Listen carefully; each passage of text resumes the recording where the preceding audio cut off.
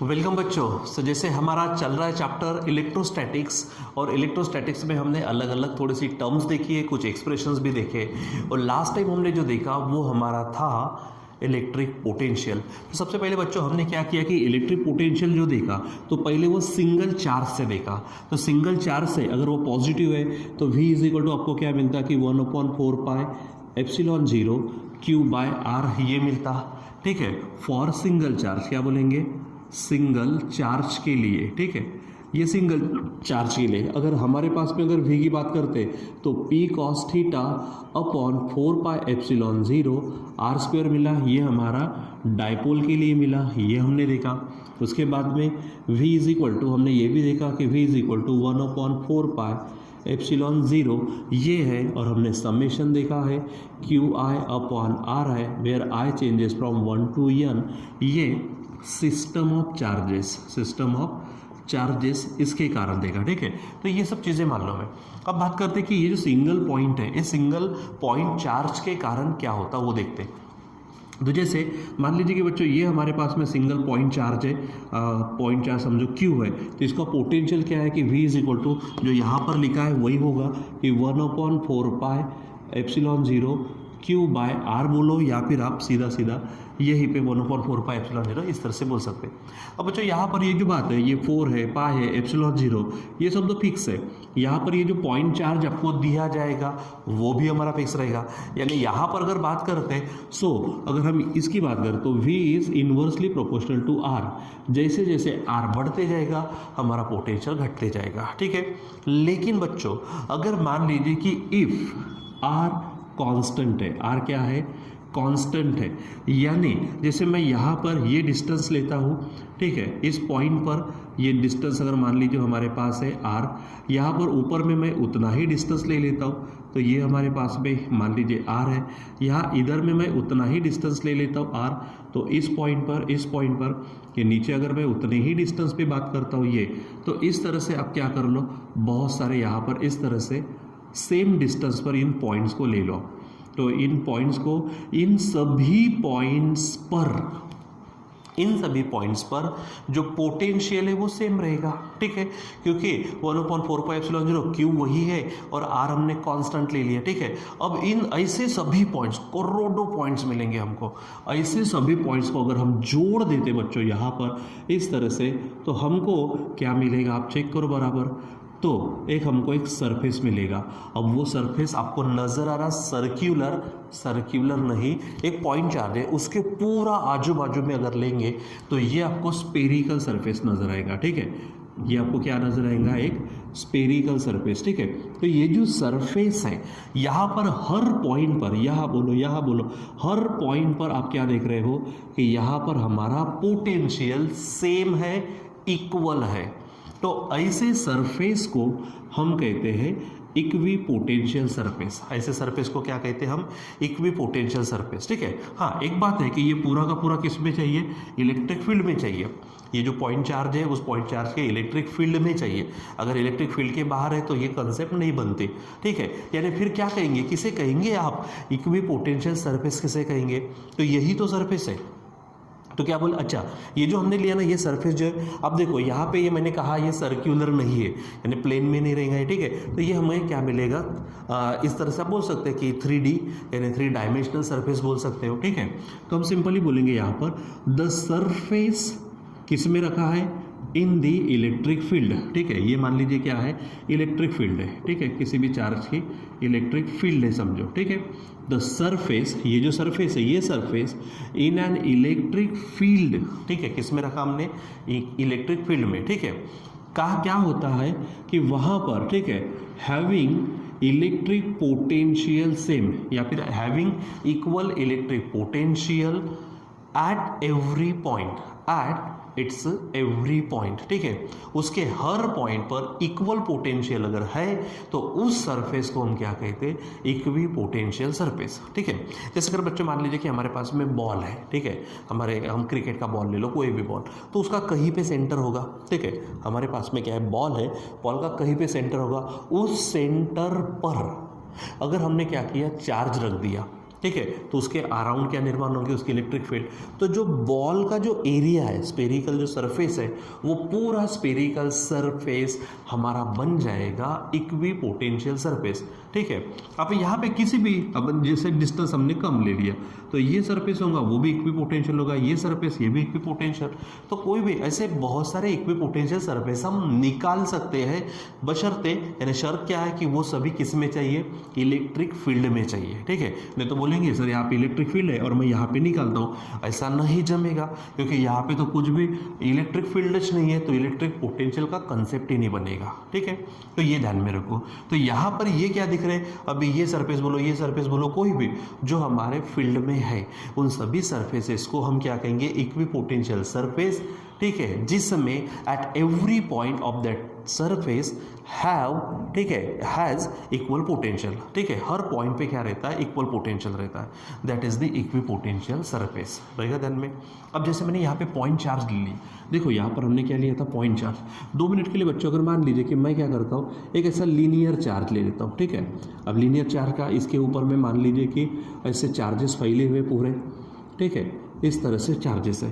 तो इसके अराउंड कुछ डिस्टेंस पर, इतने डिस्टेंस पर यहाँ पर अगर मैं ले लेता हूँ, इधर में उतने ही डिस्टेंस पर, तो हमको क्या मिलेगा, यहाँ पर इस तरह का एक सरफेस मिलेगा। जैसे लास्ट टाइम हमने गॉसियन सरफेस देखा था ना, उसी तरह से। तो यहाँ पर हमको ये क्या मिलेगा, सिलिंड्रिकल मिलेगा। कौन से शेप में मिलेगा, ये सिलिंड्रिकल इक्विपोटेंशियल सरफेस। ठीक है, यहाँ पर ये जो मिल रहा, ये हमारा स्पेरिकल है। ठीक है, यानी पॉइंट चार्ज से आपको स्पेरिकल इक्विपोटेंशियल सरफेसेस मिलेंगे। ठीक है, और यहाँ पे अगर लाइन सोर्स, लाइन चार्ज है, ठीक है, लाइन चार्ज यानी किसी एक आधा, मान लीजिए ये मार्कर है, रॉड है, इसके ऊपर चार्ज फैल गए, तो इसकी इलेक्ट्रिक फील्ड तो ऐसी बाहर निकलेगी ना। ठीक है, तो इसके अराउंड जो भी आप क्या निकालेंगे, सिलेंडर्स, ठीक है, अलग अलग डिस्टेंस पर, आप चाहे ऐसे निकालो, ठीक है, कि इस तरह से अलग अलग डिस्टेंस पर। हाँ, बस एक ही कंडीशन कि वो किस में रहनी चाहिए, इलेक्ट्रिक फील्ड में, इलेक्ट्रिक फील्ड के बाहर नहीं जाना चाहिए। तो इन सभी सरफेसेस को हम कहेंगे इक्विपोटेंशियल सरफेसेस। यानी पॉइंट चार्ज के कारण क्या मिलेगा, स्पेरिकल इक्विपोटेंशियल सरफेस। ठीक है, और ये सभी के सभी सरफेसेस कॉन्सेंट्रिक होंगे और उनका सेंटर रहेगा वो जहाँ पे चार्ज रखा है। ये सभी जो सरफेसेस है, ये क्या रहेंगे, को एक्सियल रहेंगे, और उन सब का जो एक्सिस है वो रहेगा जिस पर चार्ज है, वो ध्यान में रखना आपने। ठीक है, चलो तो थोड़ा सा आगे बढ़ते हैं पोटेंशियल सरफेसेस के बारे में। अब बात करते हैं कि जैसे रियल में हमने पोटेंशियल का जब कॉन्सेप्ट देखा था, तो पोटेंशियल का रियल कॉन्सेप्ट क्या है, यहाँ पर देखते हैं। तो पोटेंशियल क्या था, work done per unit charge. ठीक है, अगर मान लीजिए कि मैं वर्क डन लेता हूँ, चार्ज लेता हूँ 1, यानी यूनिट लेता हूँ 1 कूलम वगैरह, ठीक है, यानी सीधा सीधा बोलेंगे कि वो वर्क डन ही है, वर्क ही है। ठीक है, अच्छा, थोड़ा सा इसको समझने के लिए और एक चीज़ लेते हैं। जैसे हमारे पास हम इलेक्ट्रिक फील्ड पढ़ चुके, तो क्या था वो, इलेक्ट्रोस्टैटिक फोर्स पर यूनिट चार्ज, यानी फार्मूला था 1/4 पाई एप्सिलॉन 0 Q/r²। और हमने उसी समय में डेफिनेशन देखी थी V की, तो वहाँ पे हमको क्या मिला था, यानी work done per unit charge था, उसका फार्मूला था 1/4 पाई एप्सिलॉन 0 Q/r। ये बहुत स्टार्टिंग की बात कर रहा हूँ मैं। ठीक है, सो ये ध्यान में रखो।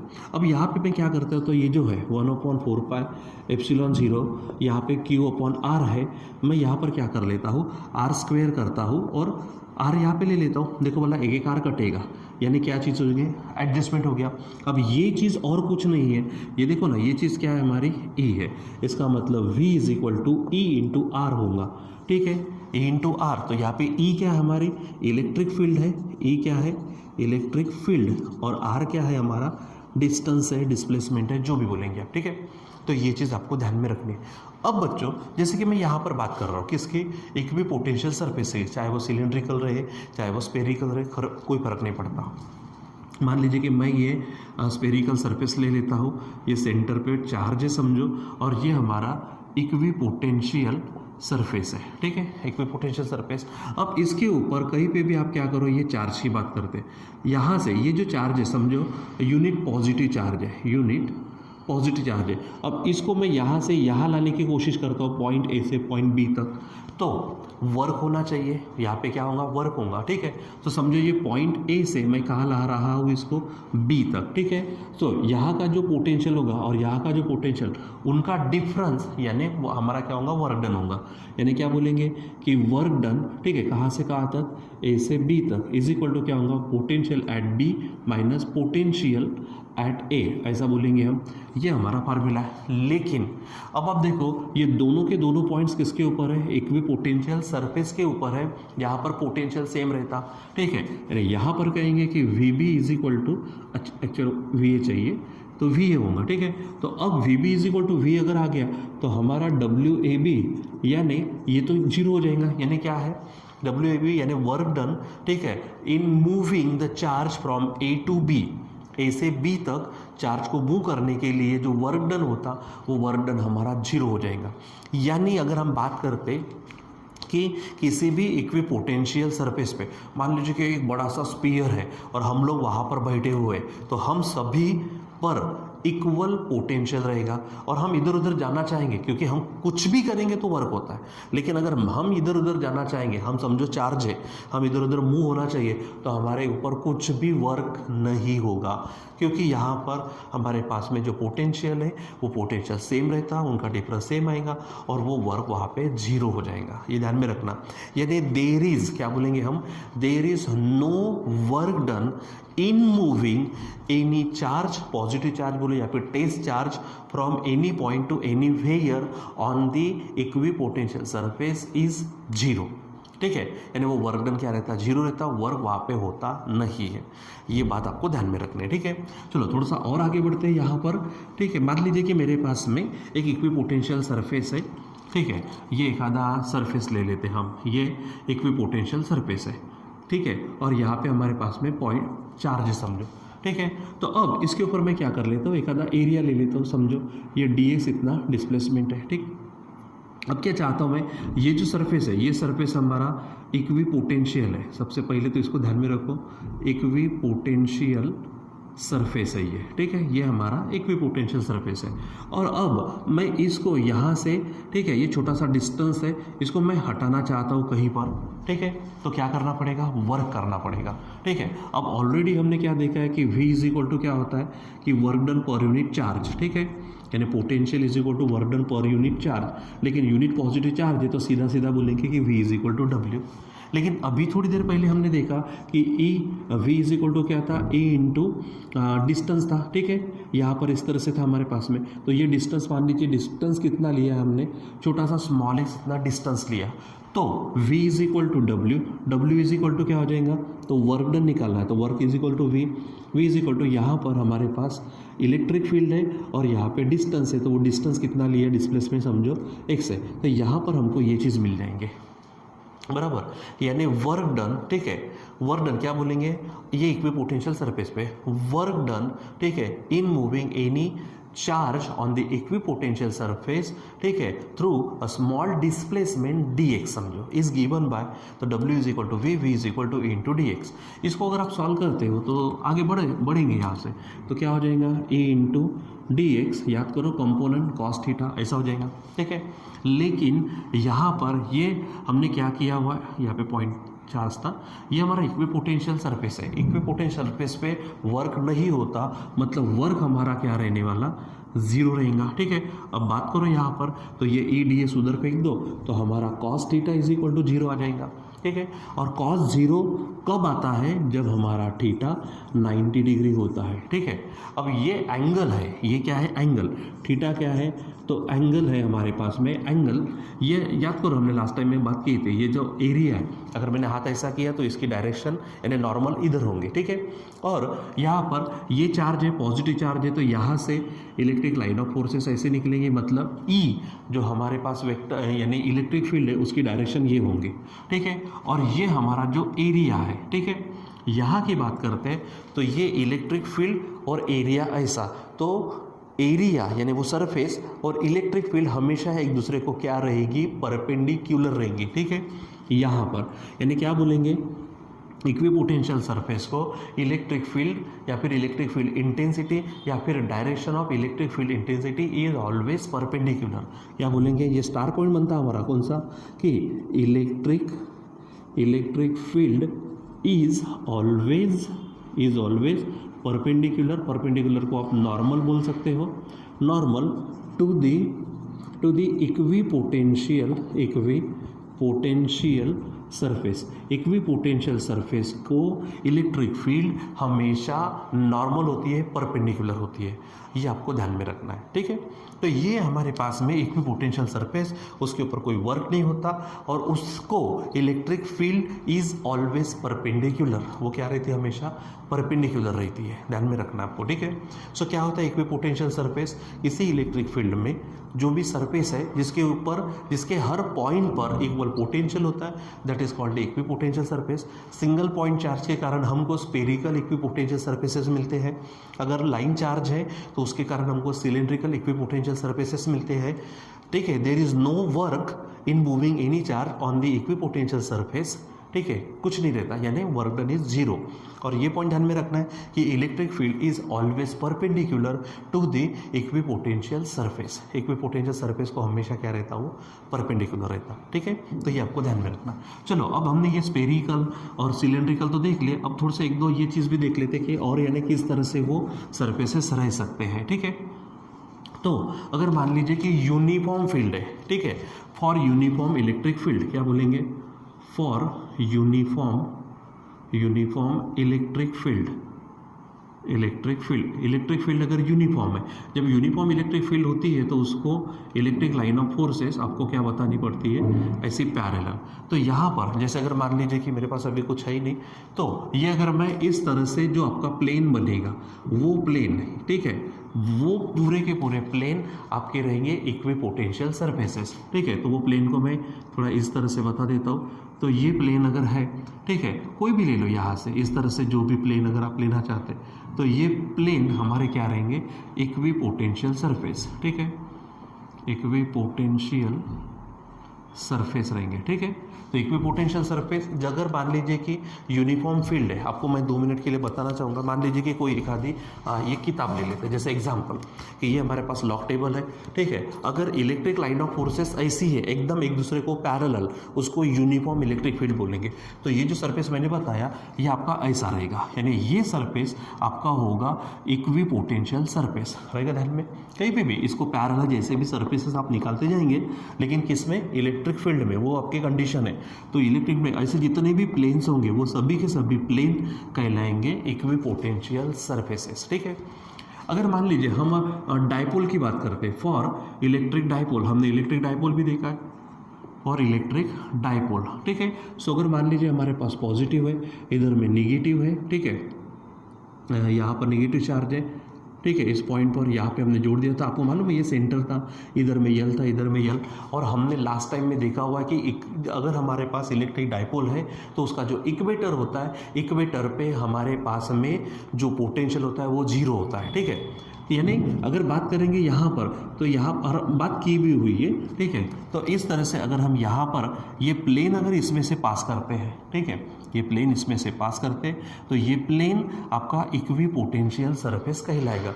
वैसे भी उसके ऊपर क्या नहीं रहता, पोटेंशियल नहीं रहता। तो हर पॉइंट के ऊपर में क्या रहेगा, एक समान पोटेंशियल जो कि जीरो रहेगा, इक्विपोटेंशियल सरफेस बोलेंगे हम इसको, ये रहेगा हमारा इक्विपोटेंशियल सरफेस, ठीक है, ये ध्यान में रखो। अगर मान लीजिए कि हमारे पास में फॉर सेम पॉजिटिव चार्ज है, सेम पॉजिटिव चार्ज है, ठीक है, तो यहाँ पर भी पॉजिटिव चार्ज है आपके पास में, मान लीजिए इधर में भी वही चार्ज है आपके पास पॉजिटिव, ठीक है। तो आपको इतना तो मालूम है कि यहाँ से लाइन ऑफ फोर्सेस क्या होती है, बाहर निकलती है। यहाँ पे लाइन ऑफ फोर्सेस क्या होती है, बाहर निकलती इस तरह से, ठीक है, क्योंकि पॉजिटिव चार्ज से लाइन ऑफ फोर्सेस तो बाहर निकलते। तो यहाँ पर अगर हम बात करते हैं तो हमारे पास में जो इस तरह का जो सरफेस रहेगा, ये सरफेस हमारा इक्विपोटेंशियल सरफेस रहेगा, ठीक है, अगर दोनों के दोनों पॉजिटिव चार्ज है तो, ठीक है। अगर हम बात करते हैं कि यहाँ पर दो पैरेलल प्लेट्स है, पॉजिटिवली चार्ज प्लेट्स है, ठीक है, for positively charged parallel plates है, पैरेलल प्लेट्स, ठीक है। तो मान लीजिए कि ये अगर हमारे पास में क्या है, एक प्लेट है, ये दूसरी है, ठीक है। यहाँ पे सिर्फ पैरेलल प्लेट्स बोलो, पैरेलल प्लेट्स, ठीक है। और इसको अगर हमने क्या कर लिया है, कनेक्टिविटी अगर दे दी है मान लो, ठीक है, इस तरह से ये पॉजिटिव नेगेटिव है, ठीक है। तो इसके बीच में जितने भी प्लेन्स ऐसे तैयार होंगे ये सभी हमारे क्या रहेंगे, इक्विपोटेंशियल सरफेसेस रहेंगे। तो ये इस तरह के अलग अलग डायग्राम्स आप वहाँ पे देख सकते हो, अलग अलग कंडीशन में हमारे अलग अलग इक्विपोटेंशियल सरफेसेस हो सकते हैं, वो आपको ध्यान में रखना है, ठीक है बच्चों। तो यहाँ पर इक्विपोटेंशियल सरफेस, ठीक है, किस तरह से रहेंगे, क्या होगा, अच्छा कब रहेगा, क्योंकि डिस्टेंस अगर कांस्टेंटली लिया जाए तो वहाँ पर वो चीज़ हमको मिलती है, ठीक है। तो ये आपको ध्यान में रखना है, यूनिफॉर्म फील्ड के लिए, इलेक्ट्रिक डाइपोल के लिए, सेम चार्जेस के लिए, पैरेलल प्लेट्स के लिए, ठीक है। अच्छा इसमें से पैरेलल प्लेट्स में से एक आधा मान लीजिए कि आपने पॉइंट चार्ज ले लिया या फिर स्पेरिकल चार्ज ले लिया, तो यहाँ पे वो लाइन्स ऐसी मुड़ जाती है, ठीक है, वो वगैरह है, आप थोड़ा सा टेक्स्ट बुक में भी आप देख सकते हैं, ठीक है बच्चों। सो यहाँ पर हमारे आज का जो टॉपिक था इक्विपोटेंशियल सरफेस के संबंध में, ठीक है। आपको और अच्छा समझना है तो बेटा जो टॉपिक्स हम पढ़ते हैं यहाँ पर पढ़ाते हैं वो आप थोड़ा टेक्स्ट बुक में भी खुद होके भी पढ़ने की कोशिश करो, क्योंकि कुछ चीज़ें ऐसी होती है जैसे ये सब चीज़ें हैं ना, ये दिखती नहीं है, ये बस हम इमेजिन करते हैं। तो जब आप खुद पढ़ेंगे, आप जब खुद फील करेंगे और दूसरे को बताने की कोशिश करेंगे तो आपका बहुत अच्छा हो जाएगा, बहुत अच्छा स्ट्रांग होगा। मतलब सिंपल बात है, आप डिस्कशन किया करो, एक दूसरे के साथ में डिस्कशन किया करो, आप पढ़ते जाओ, डिस्कशन करते जाओ, हमारे साथ डिस्कशन करते जाओ, ठीक है, किस तरह से वो क्या होगा तो आपको और ज़्यादा क्लियर होता, ठीक है बच्चों। तो आज के लिए बस इतना ही, बाकी का कंटिन्यू करेंगे बाद में। Till then bye.